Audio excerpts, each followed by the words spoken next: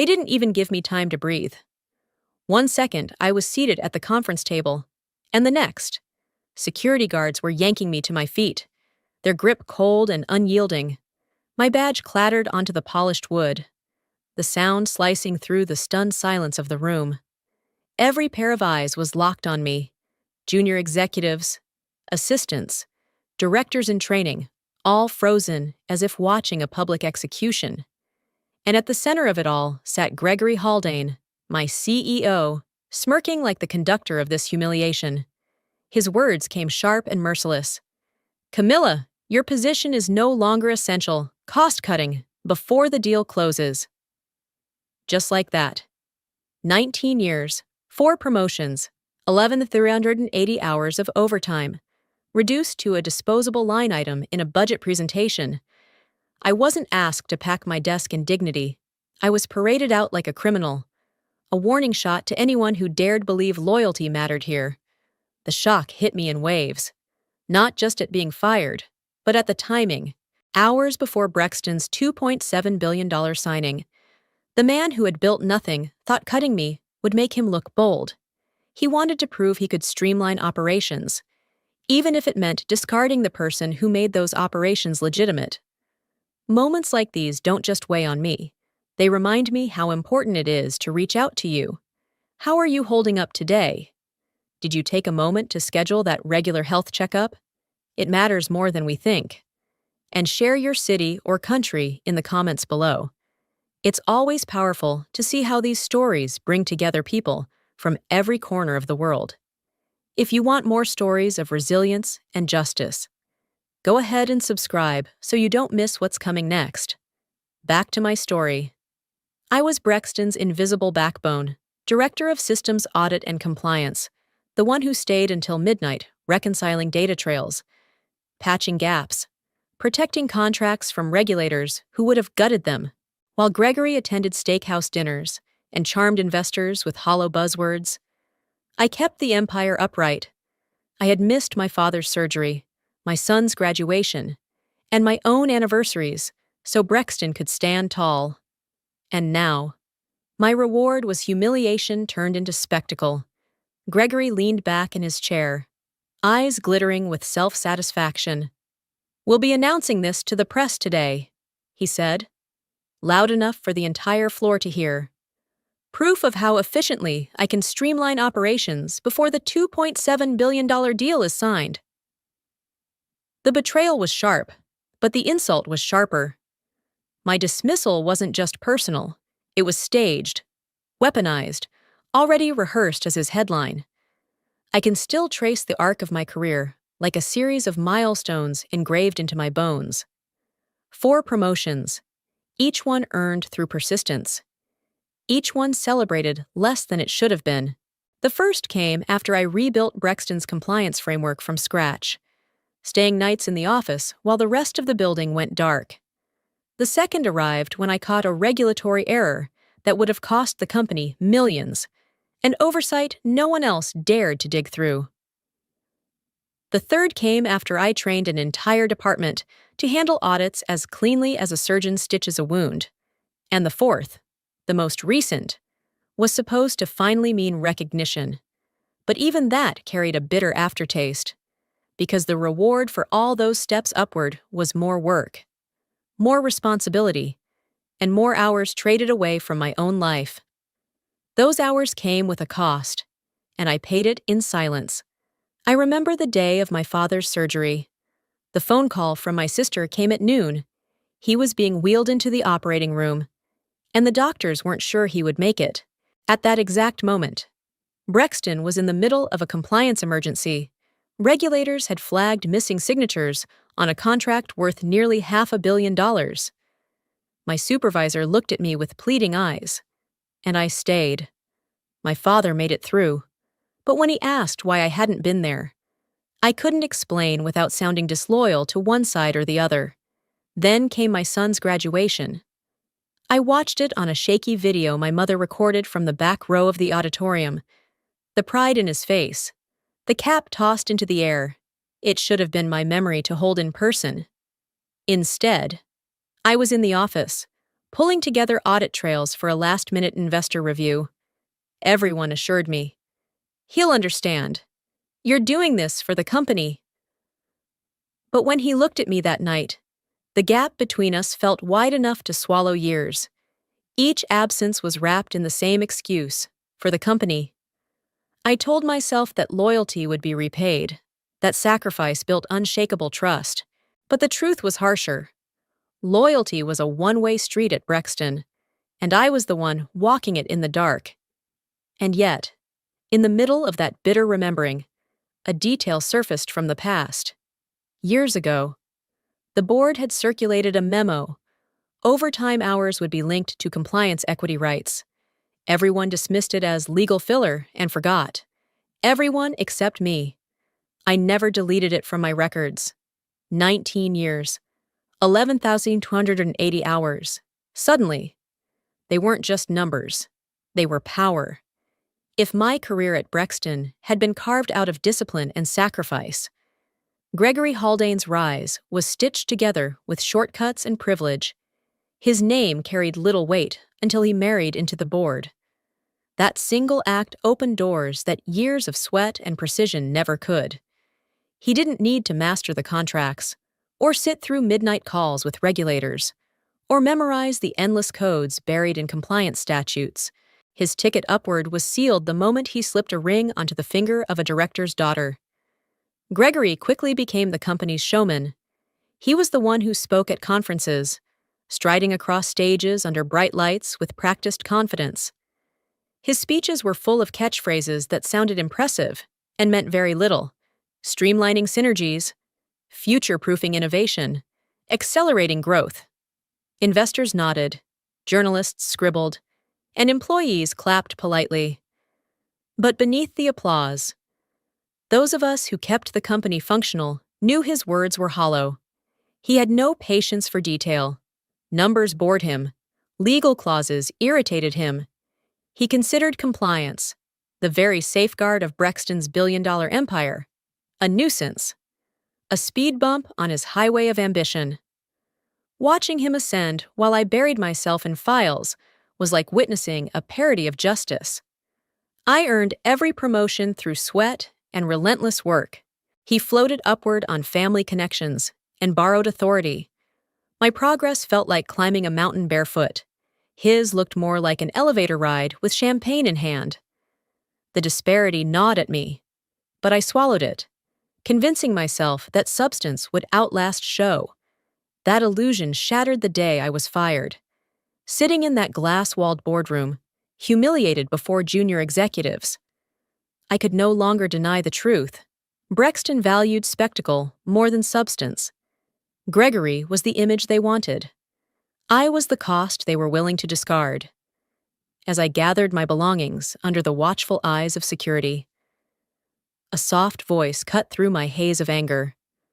A young vice president, barely in his 30s, sharp suit, nervous eyes, slipped close enough to whisper. "Camilla," he said quietly, "the Europeans asked about you yesterday. They wanted to confirm your oversight on the deal." I froze. My name? After everything, they still saw me as necessary? The VP glanced nervously at Gregory, then back at me. "Gregory told them you were retiring." Retiring. The word burned in my chest like acid. I hadn't chosen to step down. I hadn't surrendered my place. He had erased me, rewritten my story in a single lie to foreign partners. The unfairness was staggering, the contempt unbearable, for all his power. Gregory hadn't just fired me. He had tried to vanish me, even to those who knew my worth. And in that moment, I knew the real battle was only beginning. The walk from the boardroom to the elevators felt longer than my 19 years at Brexton. Security flanked me on either side, their presence unnecessary but symbolic, an announcement to every passing employee that I was no longer one of them. The open office, once a place where my footsteps carried authority, now swallowed me in silence. Heads bent low over keyboards. Conversations evaporated mid-sentence. Eyes fixed firmly on screens. No one wanted to be caught looking at me. Still, I felt the weight of their glances.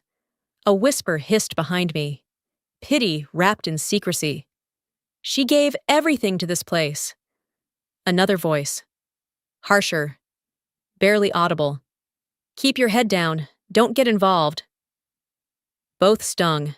Sympathy and fear alike reduced me to a cautionary tale.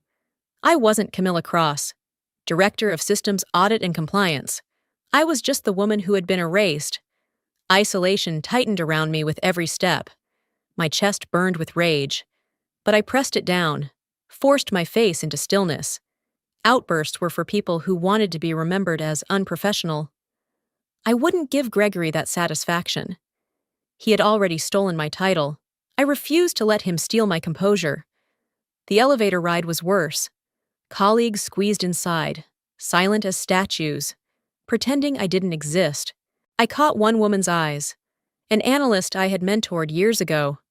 For a second, I thought she might speak. Instead, she looked away, her lips pressed into a hard line. Betrayal comes in many forms. Sometimes it's not knives, but silence. When I finally reached my desk, the humiliation deepened. My belongings were already shoved into a cardboard box.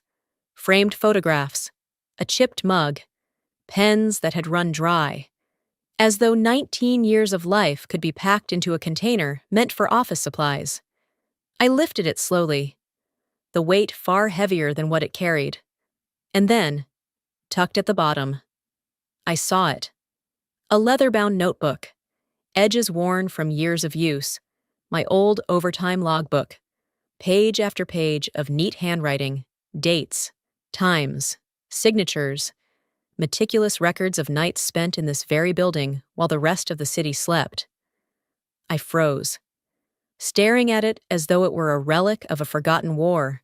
The company's digital systems might be in Gregory's pocket now, altered to erase the scale of my sacrifice. But this was untouchable.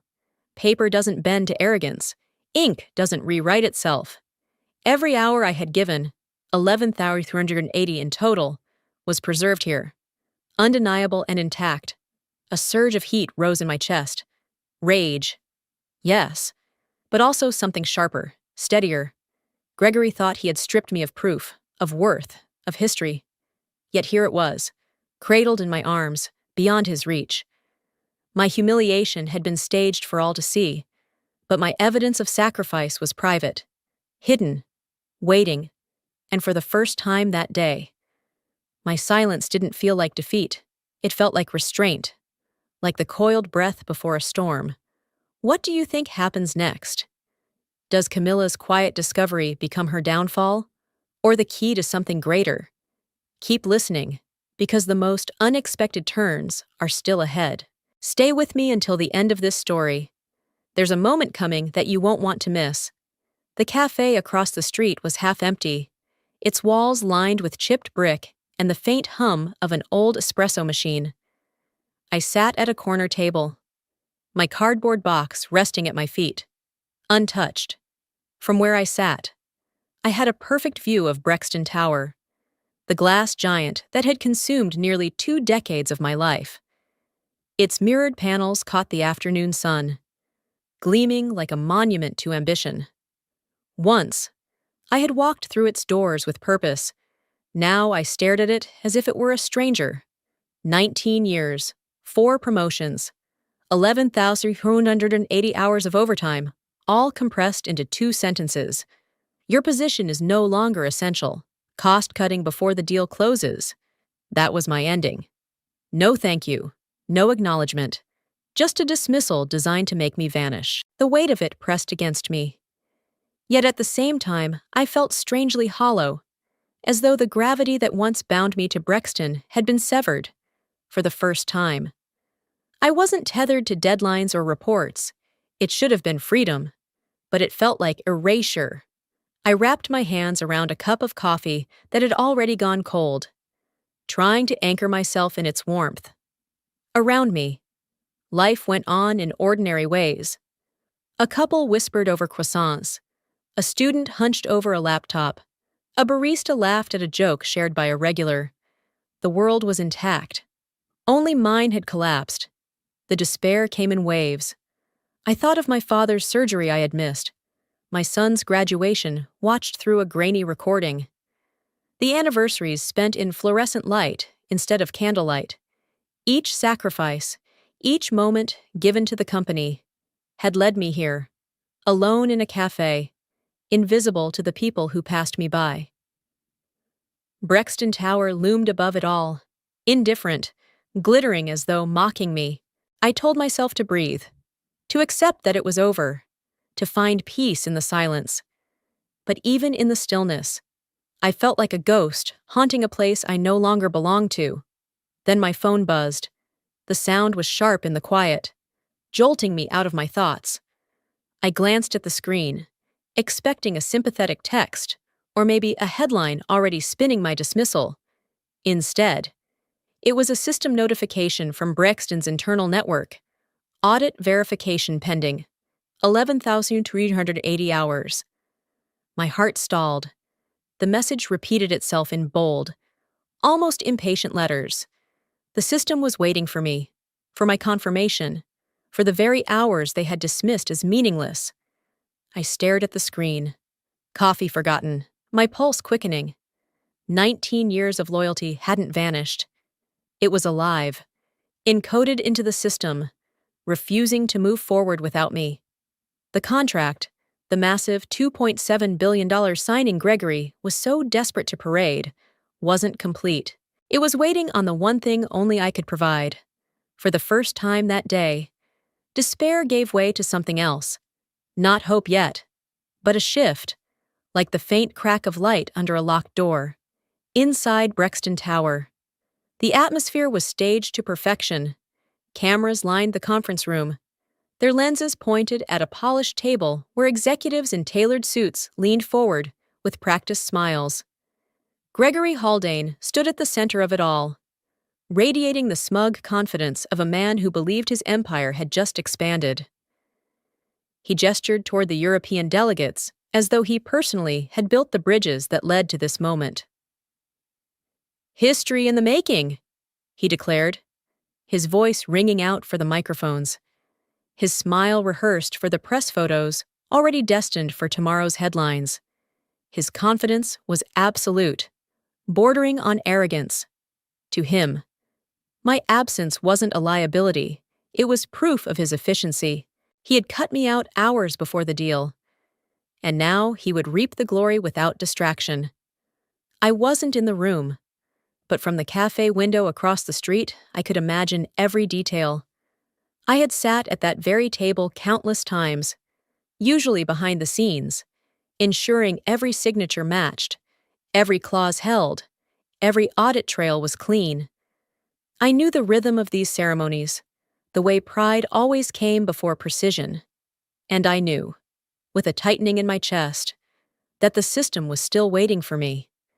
Gregory leaned in for the cameras, shaking hands with the European executives as the lawyers uploaded the final contract into Brexton's compliance portal. Flashes from the press lit up the room. Gregory's smile widened. This was his crowning moment, the proof he was more than a man who had married into power. Then the screen behind him flickered. At first, no one noticed. The journalists were still snapping photos, the executives still smiling. But then the message appeared in bold, projected for every camera to capture. Error. Missing authoritative audit shareholder signature. Cross. Camilla. The silence was immediate. The room, moments ago filled with forced applause and rehearsed laughter, froze under the weight of that single line of text. Reporters raised their cameras higher, snapping furiously. The European delegates exchanged confused glances. Gregory's smile faltered, his jaw tightening as he tried to wave it off like a technical glitch. But the error persisted. It pulsed on the screen like a wound exposed to the world. Each flash of a camera embedding it deeper into the narrative. Cross, Camilla, my name. The name he had tried to erase, now lit up in front of every lens. From my seat in the cafe, I could almost feel the shift. Gregory's false hope was unraveling in real time, while my silence carried more power than his entire performance. The system had spoken, and it refused to let him pretend I didn't exist. The error message glared from the screen, but Gregory's denial was immediate. He raised his hand as if he could swat away the truth itself. "A minor IT hiccup," he insisted. His voice sharpened with forced calm. "Our system is robust. Refresh it, and we'll proceed." The lawyers exchanged uneasy looks, fingers flying across keyboards to re-upload the contract. Cameras still clicked, catching every strained expression. The Europeans, who had moments ago been shaking hands, now whispered among themselves in clipped, skeptical tones. Then one of them leaned forward, his accent slicing through the silence. "Until this signature is resolved, our funds remain frozen." And just like that, the entire $2.7 billion wire transfer stalled. The ripple spread fast. Investors tuned into the live feed were already texting and calling Brexton's board members. Phones buzzed across the room with demands for clarity. Gregory's polished performance unraveled into visible panic, though he masked it poorly with bravado. "This is nothing," he repeated. "We'll sort it in minutes. Stay calm." But the system had already started its clock. The compliance protocol displayed a timer in the corner of the screen. 17 minutes until contract void. The words carried a weight more terrifying than any headline. 17 minutes. That was all Brexton had to salvage the deal. Executives shifted in their seats, beads of sweat forming along foreheads. Whispers rose to arguments to shouts. The room that had been staged for triumph was dissolving into chaos. Across the street, I watched from the cafe window, my heart pounding with a mixture of dread and disbelief. The building I had served faithfully was cracking from the inside, and I hadn't lifted a finger for years. I had felt invisible, erased in silence. Now my absence was louder than any protest I could have staged. My phone buzzed. I almost ignored it, assuming it was another news alert. But when I glanced down, the name made me pause. A former colleague, one of the few who had always treated me with respect. The message was short, hurried, almost desperate. "They're panicking. Without you, nothing moves." I read it twice, my chest tightening. The words hit harder than Gregory's dismissal, harder than the humiliation of being paraded out of the boardroom. Without me, nothing moved.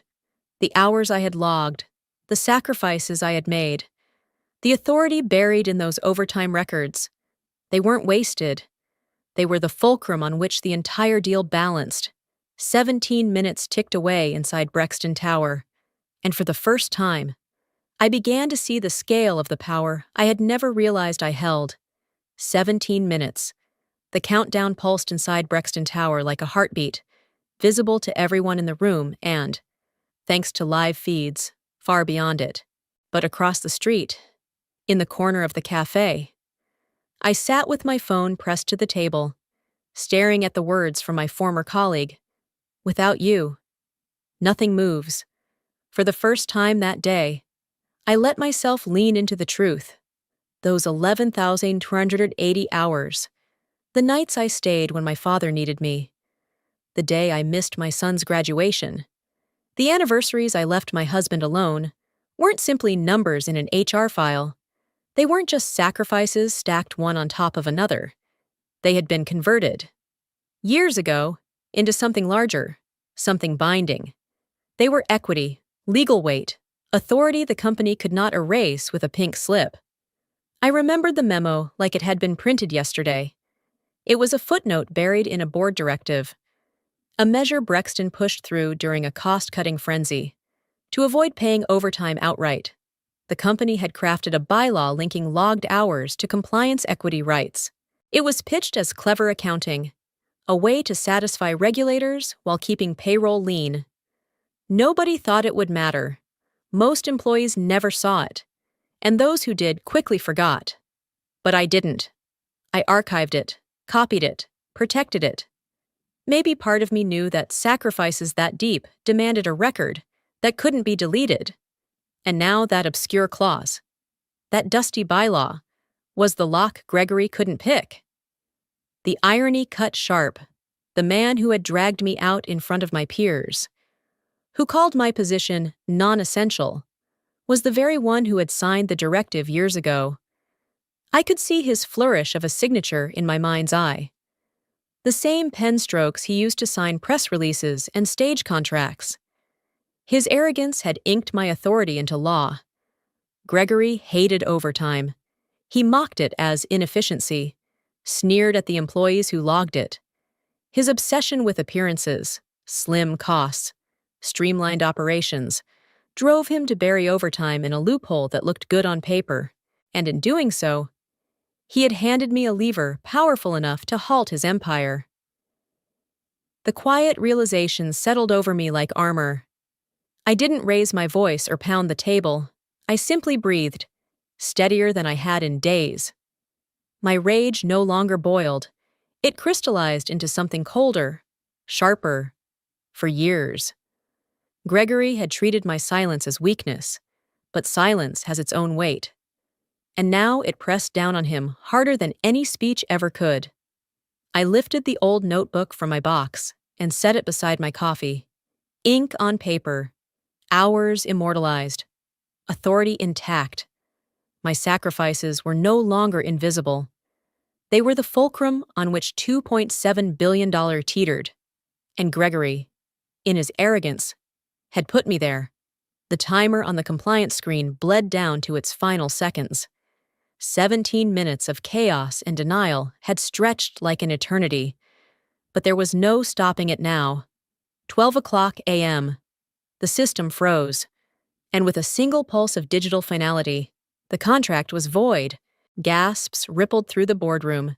The European delegates exchanged sharp looks, their briefcases already closing. One of them muttered something curt in his native tongue before declaring, "Without proper authorization, this agreement cannot proceed." Chairs scraped as they stood, offering no handshakes, no polite excuses. They simply walked out. Across the news feeds, the headlines flipped in real time. Only moments earlier, Brexton signs historic $2.7 billion deal. Now, $2.7 billion agreement collapses live in front of cameras. The shift was brutal, a public unraveling broadcast far beyond the walls of Brexton Tower. Investors reacted instantly. Phones buzzed with alerts as shares tumbled. Within minutes, Brexton's market cap began to nosedive. The ticker scrolled red across television screens. Brexton stock down. Investors pulling out. Billions erased in hours. The empire Gregory had promised to expand was crumbling before his eyes. From my cafe window, I felt the release wash over me.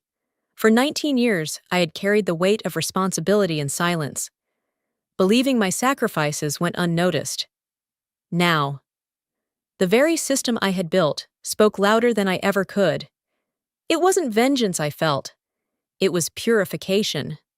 A cleansing of all the years I had been told to stay quiet, to accept less, to erase myself for the company's sake. The collapse was not mine to own. It was theirs. Inside the boardroom, the silence after the storm was broken by a single voice. A board member, gray-haired and sharp-eyed, pushed back his chair and said, loud enough for every reporter's microphone to catch, "All of this, billions lost, because you fired the one person who gave us credibility." The words hung heavy, undeniable. Heads turned. Executives who had once clapped for Gregory's speeches now avoided his eyes. The same junior leaders who had sat frozen while I was humiliated hours earlier shifted uncomfortably in their seats. In that instant, the room didn't just witness a failed deal, they witnessed the crumbling of Gregory's authority. And for the first time, they didn't look at him with respect, they looked at him with blame. The empire that had erased me was now erasing him. I left the cafe with the old logbook tucked safely under my arm, the cool autumn air brushing against my face like a balm. My phone vibrated again and again, the Brexton number flashing across the screen. But I didn't answer. For the first time in 19 years, I owed them nothing. Each missed call felt like the lifting of another chain. As I walked down the street, the chaos inside Brexton Tower seemed miles away. The building still gleamed in the distance, but it no longer held me captive. I felt strangely light, as if the weight of those 11,280 hours had finally lifted. Silence. Once a prison, now felt like freedom. That evening, back at my apartment, the emails began to arrive. One subject line froze me in place. Consulting opportunity, immediate. It was from the European delegation. My hands trembled slightly as I opened it. Ms. Cross, we trust you, not him. Would you consider leading compliance as our advisor? I read the line 3 times, each word cutting through years of invisibility. They hadn't been fooled by Gregory's posturing. They had seen what mattered. And it was my work, my precision, my credibility. The very man who had tried to erase me had accidentally spotlighted me instead. News headlines soon confirmed what I already knew. Brexton's collapse wasn't being pinned on a technical glitch. It was being pinned on Gregory himself. The SEC had launched an investigation into his reckless misrepresentation. Investors demanded his resignation. Articles that once might have buried my name under corporate jargon now carried it in bold. Not as terminated staff member, but as the hidden architect of the deal. I sat at my kitchen table, the glow of the screen reflecting in my coffee mug, and allowed myself the rarest of emotions, peace. For 19 years, I had given everything and been treated as disposable. Now, I was free, and my value was undeniable. Sometimes the greatest vindication doesn't come from shouting or fighting. It comes from standing still and letting the truth reveal itself. What do you think? Should Camilla accept the offer and step into a new chapter, or walk away completely free? Share your thoughts in the comments below. I'd love to hear your perspective. And if this story resonated with you, tap like. Share it with someone who needs it. And don't forget to subscribe for more stories of injustice turned upside down.